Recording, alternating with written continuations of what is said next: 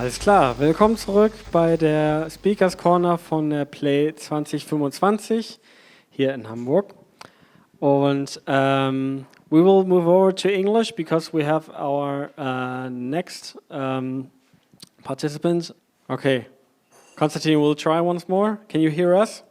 Yes, no? I hear you folks want to write for games. In that case, I've got some good news, I've got some bad news. The good news is this talk is going to go over all the disciplines you need to master and you need to be comfortable with before you can write for games. The bad news is you'll see. So, before all that, hey, hi, how you all doing? My name is Konstantine Paradias. I am a writer by profession and a narrative designer by choice. I joined the industry back in 2015 when I got an email meant for someone else, but that's a story for another time. And since then, I have written the stories of multiple hit games, the latest one being Lords of the Fallen 2, the upcoming one, and I'm currently working with Wollen on their next project, Osiris. I would like to credit the three main sources I have used for this talk. The first one is Hamlet on the Holodeck by J.H. Murray.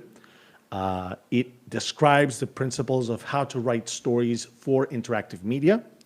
The second one is Evan Skolnick's Video Game Storytelling, which is an excellent book that teaches you how to gauge your team's capabilities for the story you want to write, and also how to give and how to learn to take feedback. And finally, Gary Gygax's First Adventures in Dungeoneering from 1976, and Dave Arneson's First Fantasy Campaign. They are arguably the first books that cover world building when it comes to writing for a game.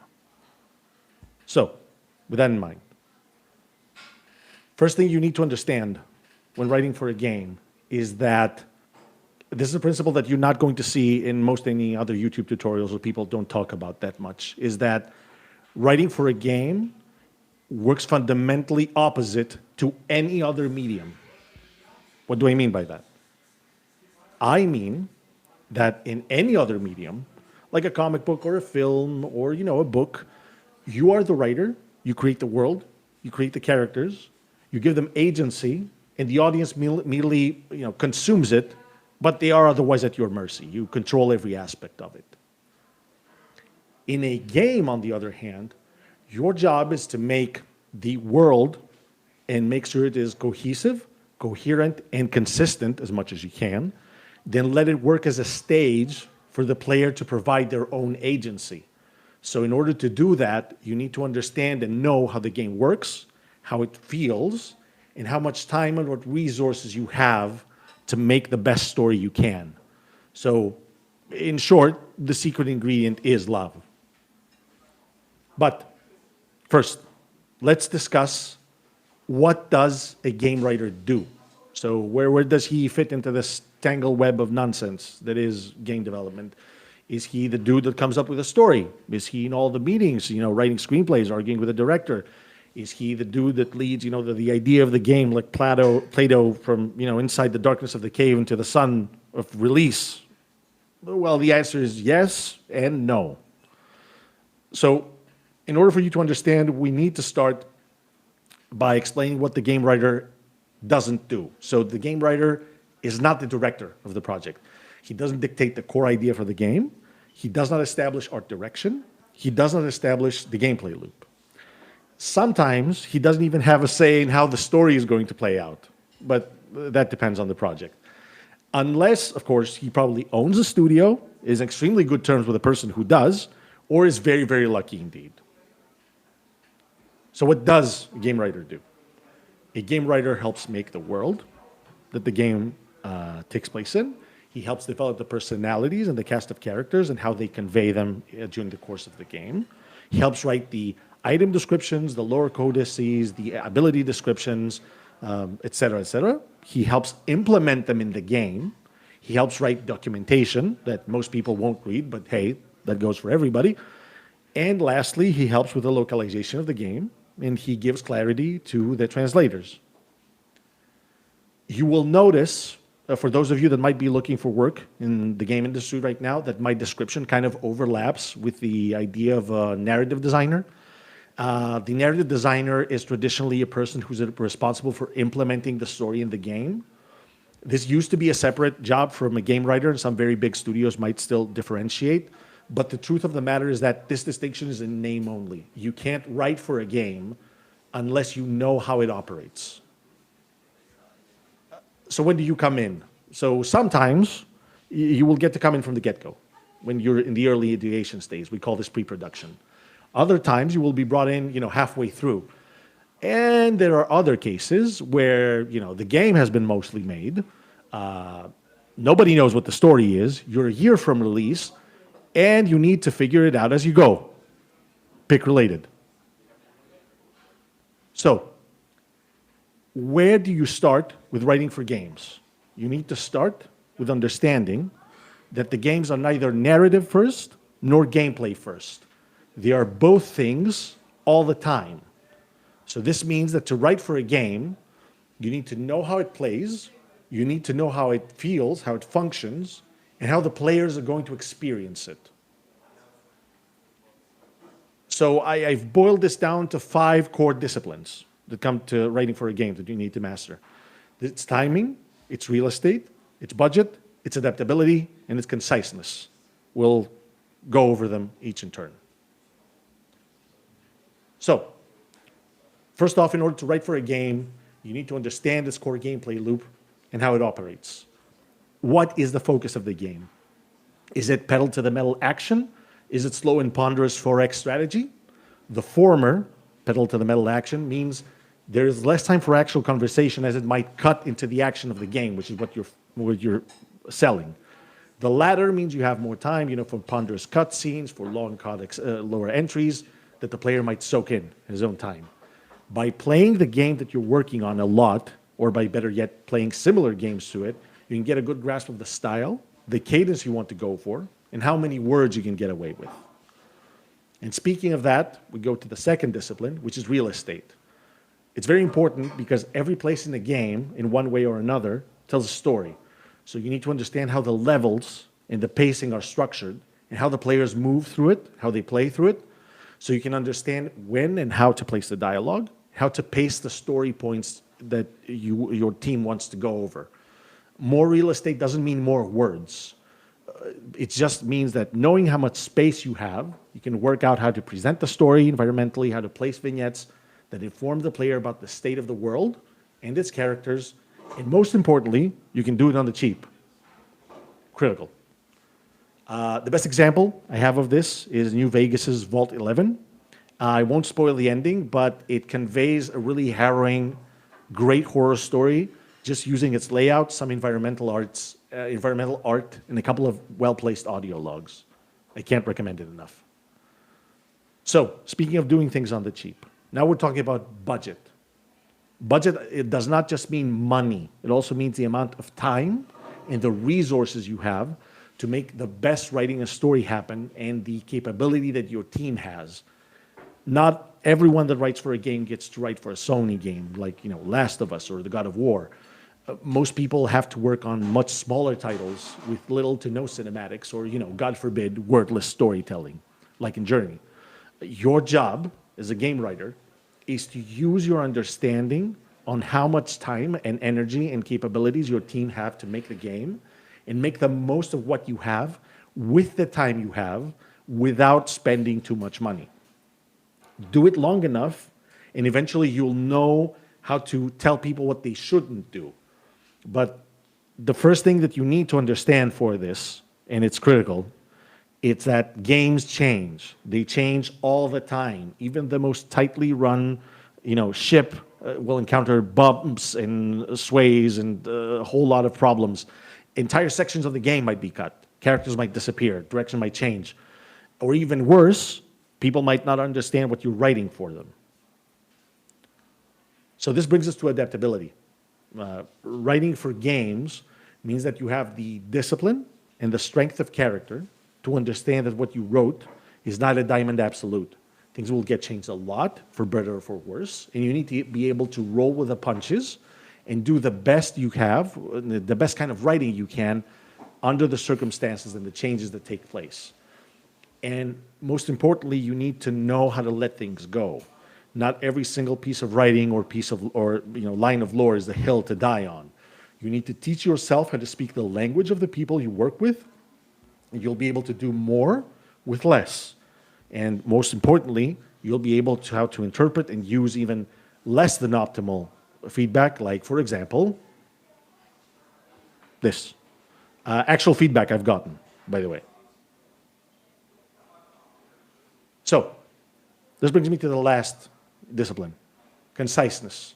I call it personally the art of shutting up. In games, you often can't control how the player experiences the story. You can sometimes lock the camera, you can disable the gameplay, you can force a cutscene, but a lot of times you can't. And other times you might have made a line or created a scene that you think tests great, but doesn't come off as it should to the players. You could make an amazing cutscene and the player might just miss it because they're fishing for a Cheeto behind their couch. So that's all for nothing. So to avoid this, your writing needs to be punchy, clear, and to the point. The dialogue must be clear and easily understood, and written in a way that conveys what the player needs to know about the world and the characters, and the state of the story, and that works with the experience of the game, not despite it. Because remember, you are not writing a book. You're making a simulated world. Now you're going to say, oh, but Konstantine, I thought I was hired to write. And the truth is you were. But you need to write to your medium. And your medium is not words on a page. It's not moving pictures on a screen. It's the concept of interactivity itself. And coming to grips with it is no easy task. So what can you do to come to terms with those disciplines? So first off, read. Read a lot. Don't just read books on video game, design theory. Read literature. Get yourself deep into history. Study nature. Study philosophy. Learn as much as you can, as much as possible, because new ideas only come by standing on the shoulders of giants. And by exposing yourself to many different stories and many different ideas, you can find better ways to tell and convey yours. Secondly, play games. Play indie games, play AAA games, play tabletop games, play game books, play the works. Study how games with limited and limitless resources tell their stories within their constraints. Find out how games figure out ways to reward you for engaging with them, for the story, and how to work out to tell the best story you can with the resources they have and convey to the player. Third, get your hands dirty. Take some classes in level design, try game design, try to learn the basics on coding. I don't mean pivot toward that entirely. Just learn how to create basic levels in Dreams, make a silly game in Game Maker. Just the idea and the experience you're getting will tell you what you need to do to convey the story to the player. And lastly, and most importantly, write. Write fiction, write nonfiction, write reports, write technical manuals, write copy for ads, write essays, write stories, write sexy stories, funny stories, scary stories, heavy stories. Write about history, write about nature, write about science, write about anime. Learn how to write like a 17th century rake or like a passive-aggressive aunt. Learn how to write those shitty little notes that are sent from HR, and how to recreate SCP articles. Train your brain to change gears at a moment's notice, and you'll make it. So, here's what you need to do to learn to write for games. Familiarize yourself with how a game works and how it's laid out. Learn to identify your team's strengths, weaknesses, budget, and time. Learn how to write within the confines of your game. Come to terms with the fact that you rewrite most of what you put down, then do it again, or don't. So with all that out of the way, I would like to thank the good people of PLAY25 for letting me speak to all of you. I hope you all learned something new today, and I am looking forward to your questions. Thank you very much. Fantastic. Thanks. So, do we have any questions here from anyone? You have a question. So, what's your name? What's your question? Hi, I'm Hannes. My question is, what book or what piece of fiction influenced your writing the most? Which work of fiction influenced my writing? Yes. That's a tough question because I have a lot of them that I can't. I can't just pick one, but I will say the thing that got me into writing in the first place was Michael Moorcock's Ehrlich of Melniboné. I don't know if you guys know the story. It's literally the hero that Sapkowski ripped off to make The Witcher. And his stories were published like in periodicals, so in issues, month to month to month. So it was literally something that he was doing for survival. He was making up the stories as he went. And they're, crazy imaginative, but you can also feel the pressure he was under every time. So they have a crazy energy. They're really appreciated. It really got me going to wanting to try and do this for a living. Okay, great. I have another question. Do you have maybe you have some prominent examples for very good writing of a popular game and not so good writing in a popular game? Do you have some examples? I mean, okay. So for bad writing for a game, I will say the thing I always go back to, which is Dark Souls. Dark Souls has bad writing in principle. Like, it's not well written, it is deliberately obtuse, supposed to create this thing, but it works, and the reason why it works is that it has a very strong unified vision, so it works with the total experience. So people get that there's something deeper, that they want to go after it. But the issue with that is that it works once, which is why a lot of Souls-like games have tried the same trick and they can't do it, because you can only pull the trick once. Best writing in a game. For me, it would have to be Hand of Fate. It is a small, I don't know if you guys have played it. If you haven't, it's severely underrated. It's amazing. It's made by Defiant Entertainment. It's a small Australian team, if I remember correctly. And it's a very low budget game. It's an indie game. You are a guy, an adventurer sitting across from a dealer. He deals you cards. Each card is like an adventure you go in as you make your way to the boss. So it's pseudo dungeons, choose your own adventure book. And it uses its writing and the dealer's quips to make a very memorable experience with very little. Like, it uses the entire buffalo. Would you say that video game writing is getting or has become more complex over the years? I can imagine if you have a 2D platformer, maybe it's not. I mean, it's pretty straightforward, right? Or sideways. Yeah. Or you say Nothing straightforward in games. Trust me. Okay, but you would agree it's getting more complex over the years, maybe. It is getting more complex, but it's a weird thing with writing. Writing is always difficult at any era, under any technological background, or whatever else is going. You just have more tools in your toolbox now. The issue always with writing for games is that you need to know how to tell a story, but to know how to tell a story, you need to know how to make the game. Because a lot of the times we have very good writers in this industry that can tell a story but can't make a game. So the story suffers from it. Or we have excellent people who know how to make a game but can't tell a story. So you have to find a way to bridge it. Even if you're making a 2D platformer, you can find ways to tell a story. A good example would be Bastion, which is an older indie game. I don't know if you've played it, which did a great thing, which it combined the platforming and RPG elements with a very cool narrator, for example, that gave the basics. It created like a very interesting story with very little, because your job is to do the most with whatever you have.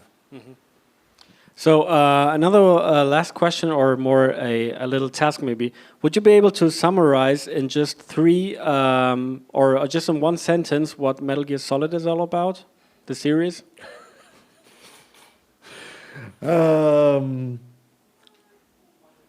Metal Gear Solid is a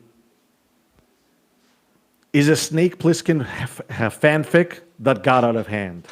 Okay. That's the one sentence. That's the one sentence thing. But essentially, it is an anti-war story told by a person who's only experienced war through anime. I mean, I loved the first Metal Gear Solid. It was like a seminal game for me, right? But I've played other anti-war games since then, and I understand the reality of the situation much better, I see. Okay, well, thank you so much, Konstantin. That was all we had for you for today. But thank you so much Thank for you. being. You're on welcome. our Thanks, festival. guys. Have a good one. Yeah, I'll see you. Okay, thank you very much.